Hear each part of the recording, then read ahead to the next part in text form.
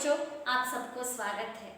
मेरा नाम दीपा है, सह शिक्षिका श्री सिद्धरामेश्वर प्रौढ़शाला चिक्जाजूरू ಹೊಳಲ್ಕೆರೆ तालुका चित्रदुर्ग जिला।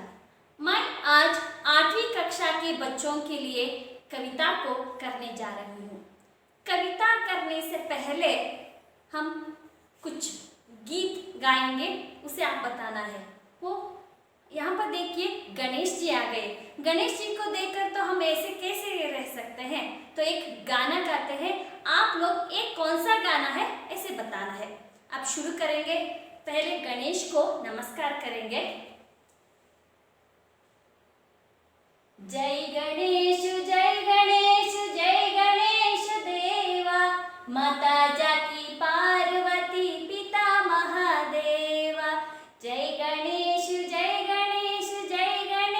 देवा, माता जाकी पार्वती पिता महादेवा।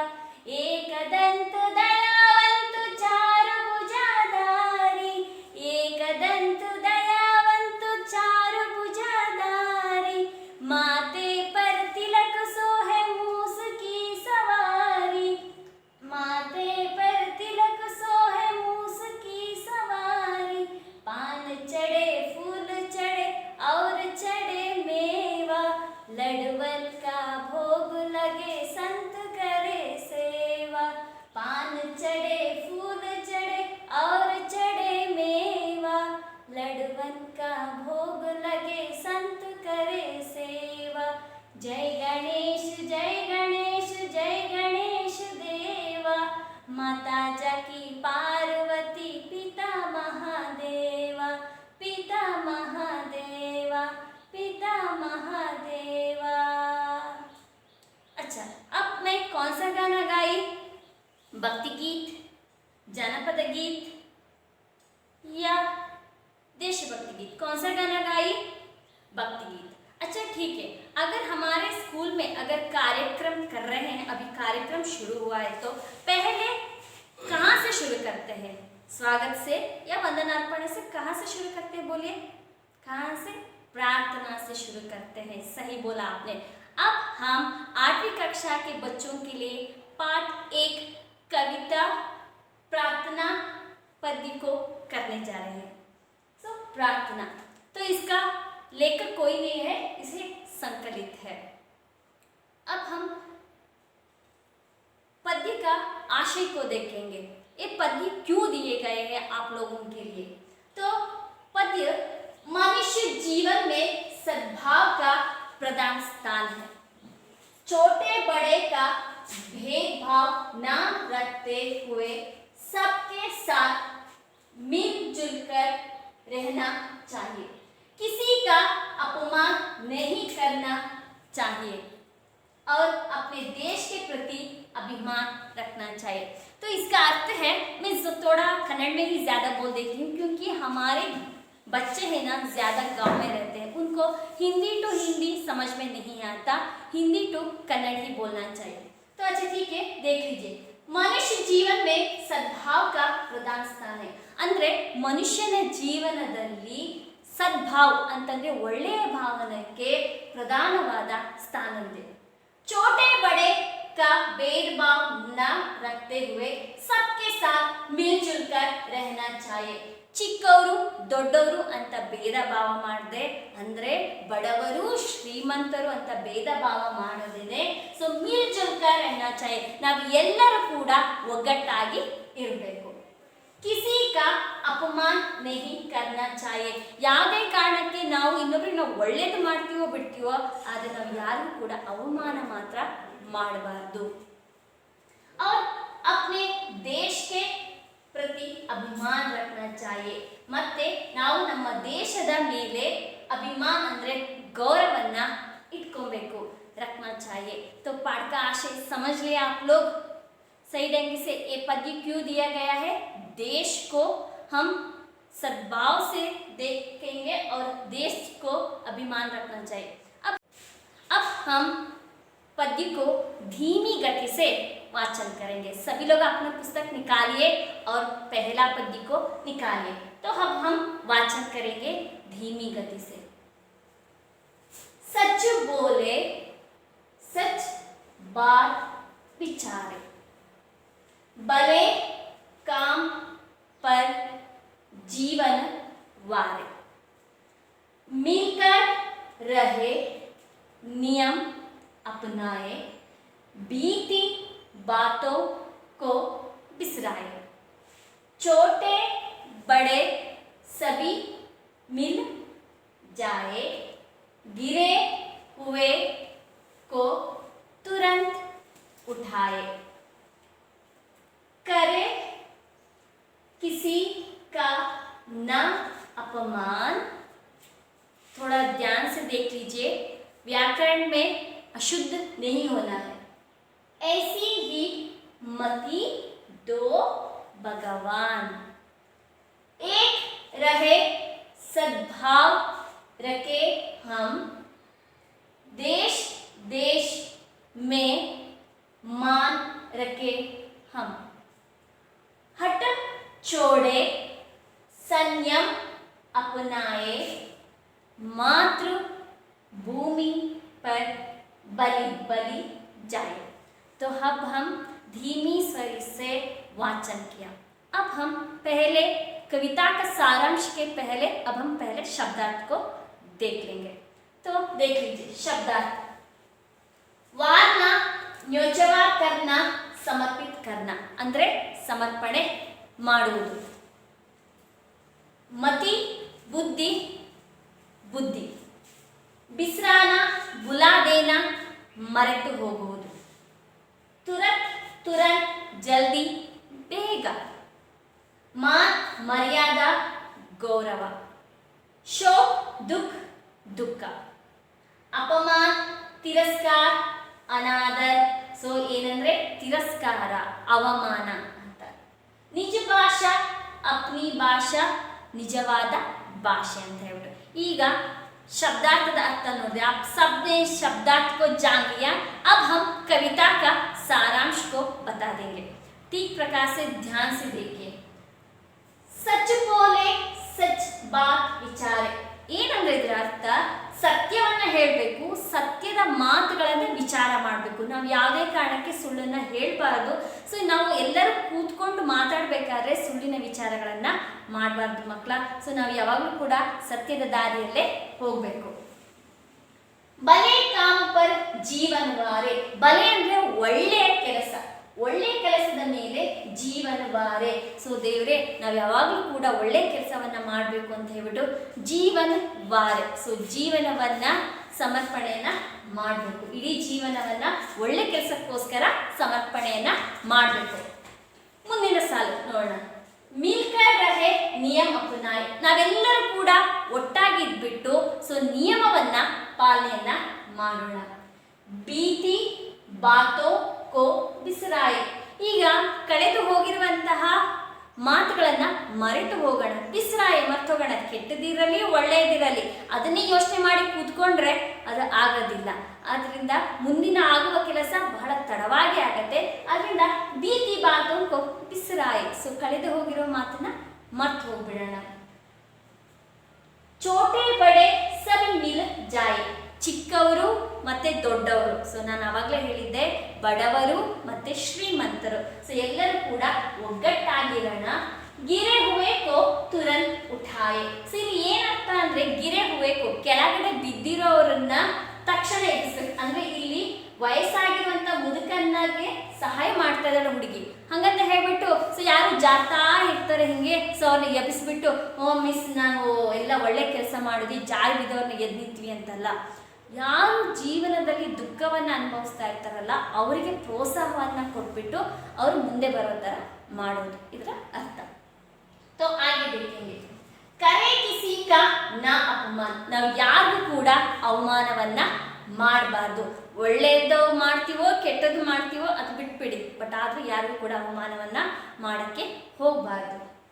ऐसी ही मति दो ಭಗವಾನ್, ಇಂತಹದೇ ಬುದ್ಧಿಯನ್ನ ಕೊಡು ದೇವರೇ. ಅಂದ್ರೆ ಯಾರಿಗೂ ಕೂಡ ಅವಮಾನವನ್ನ ಮಾಡದೇ ಇರುವಂತಹ ಬುದ್ಧಿಯನ್ನ ಕೊಡು ದೇವರೇ ಅಂತ ಹೇಳ್ಬಿಟ್ಟು ಸೊ ದೇವರ ಹತ್ರ ಪ್ರಾರ್ಥನೆಯನ್ನ ಸೊ ನೀವು ಮಾಡ್ತಾ ಇದ್ದೀರಾ. ನೆಕ್ಸ್ಟ್, एक रहे सद्भाव रखे हम, देश देश में मान रखे हम. ಸೊ ನಾವೆಲ್ಲರೂ ಕೂಡ ಏಕರಹೆ, ಎಲ್ಲರೂ ಕೂಡ ಒಳ್ಳೆ ಒಟ್ಟಾಗಿ ಇದ್ಬಿಟ್ಟು ಸದ್ಭಾವ ಒಳ್ಳೆಯ ಭಾವನೆಯನ್ನು ನಾವು ರಖೆ ಹಮ್ ನಾವೆಲ್ಲ ಇಟ್ಕೊಳ್ಳೋಣ.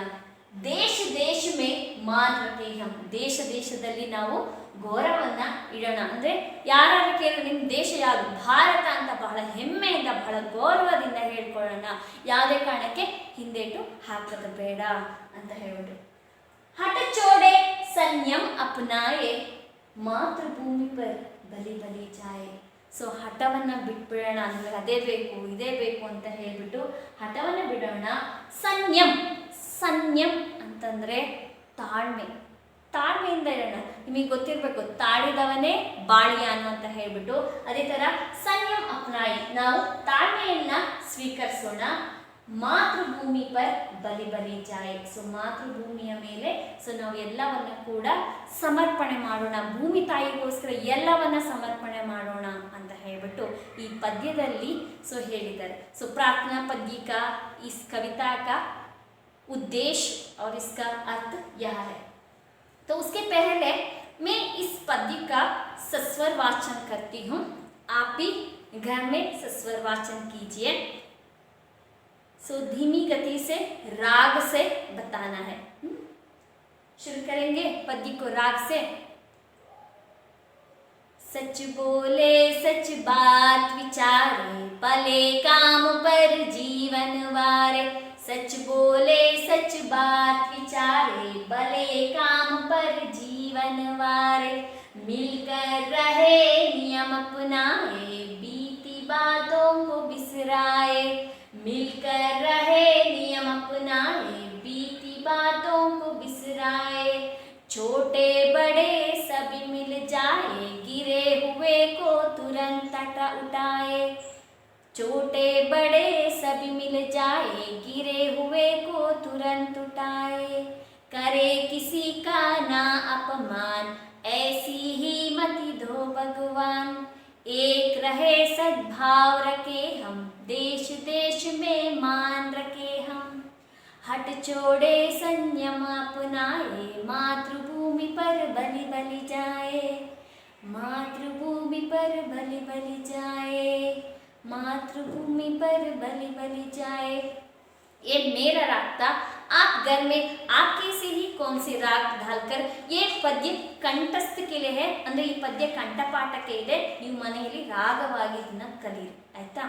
अच्छा ठीक है, अब हम इसका अभ्यास की ओर जाएंगे. तो पहला प्रश्न है, एक वाक्य में उत्तर लिखिए.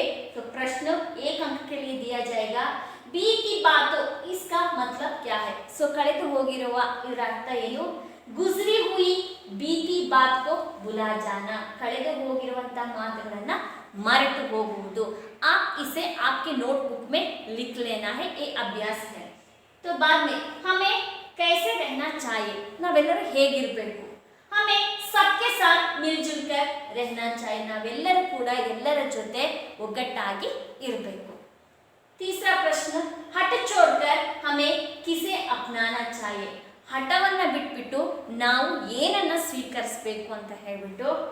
हट छोड़कर हमें सद्भावना के नियमों को अपनाना चाहिए. ಹಠವನ್ನ ಬಿಟ್ಬಿಟ್ಟು ನಾವು ಒಳ್ಳೆಯ ಭಾವನೆಯನ್ನ ಇಟ್ಕೊಂಡು ನಿಯಮವನ್ನ ಪಾಲನೆ ಮಾಡೋಣ ಅಂತ ಹೇಳ್ಬಿಟ್ಟು.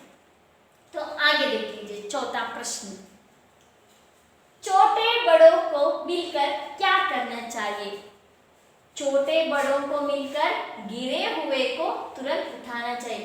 आप पद्य सीखे तो ये सब प्रश्न का उत्तर आसान से लिख सकते हैं. अच्छी तरह से पद्य सीख लीजिए. पहले हमें किस पर बलि बलि जाना चाहिए? ಸೊ ನಾವು ಯಾವುದ್ರ ಮೇಲೆ ಸಮರ್ಪಣೆ ಮಾಡಬೇಕು ಅಂತ ಹೇಳ್ಬಿಟ್ಟು, ಯಾರ ಮೇಲೆ? ಭೂಮಿ ತಾಯಿ ಮೇಲೆ ಅಷ್ಟೇ. हमें मातृभूमि, एक वर्ड मातृभूमि डाले तो उसका उत्तर आ जाता है. मातृभूमि पर बलि बलि जाना चाहिए. और छठा प्रश्न, भगवान से हमें क्या मांगना चाहिए? भगवान से सद्बुद्धि और वे किसी का अपमान ना करे, ऐसी मति देने की मांगना चाहिए. भगवान से सुदेवरे ಒಳ್ಳೆ ಬುದ್ಧಿಯನ್ನು ಕೊಡು, ಯಾರಿಗೂ ಅವಮಾನವನ್ನ ಮಾಡಬಾರ್ದು, ಈ ರೀತಿಯ ಬುದ್ಧಿಯನ್ನು ಕೊಡು ಅಂತ ಹೇಳ್ಬಿಟ್ಟು ದೇವರ ಹತ್ರ ಕೇಳ್ತೀರಾ. ये सब एक वाक्य का उत्तर हुआ.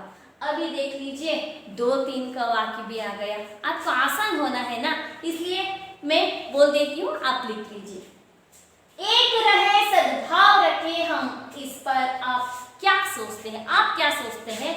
यहाँ पर देख लीजिए, हमें अपने देशवासियों से जाति धर्म का भेदभाव नहीं करके मिलजुल कर रहना चाहिए।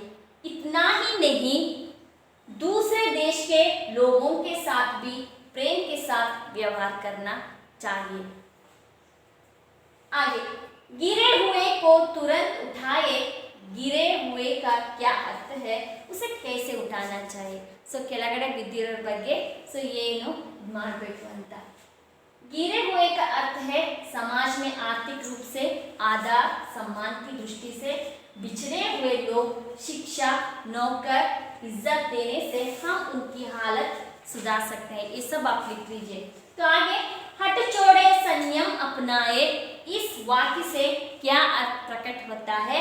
हट छोड़े संयम अपनाए, इस वाक्य का अर्थ है कि हमें अपने को बड़ा और श्रेष्ठ ना समझे, दीन दलित लोगों के साथ प्रेम का व्यवहार करना चाहिए, उनके प्रति विरोध नहीं करना चाहिए। ये 2 अंक के लिए पूछा जाएगा। अब आ गया सो व्याकरण अंश। काली जगह भरिए। भले काम पर डैश जीवन वारे, बीती बातों को डैश बिसराए। एक रहे डैश रखे हम, एक रहे सद्भाव रखे हम। हट छोड़े डैश अपनाए, हट छोड़े संयम अपनाए। तो ये खाली जगह पर हुआ। तो अब विलोम शब्द, सच झूठ, छोटे बड़े, जीवन मरण, भले बुरे, दूर पास। समझ गए? तो ये सब हुआ। अब कविता का आशय भी सुन लिया, राग भी सुन लिया, सभी हुआ। तो अब आपके लिए एक गृह कार्य दे रही हूँ, ये घर में करना है। तो गृह कार्य क्या है? इस पद्य को राग से कंठस्थ करना है। ये कंठस्थ के लिए है, राग से कंठस्थ कीजिए। और इस पद्य को अच्छी तरह से 2 बार लिखना है, क्योंकि ये कंठस्थ के लिए है, लिखने के लिए है, इसलिए आप इसे 2 बार आपके नोट्स में ठीक प्रकार से लिखना है। बच्चों समझ गए हैं? तो आप सबको मेरी ओर से धन्यवाद।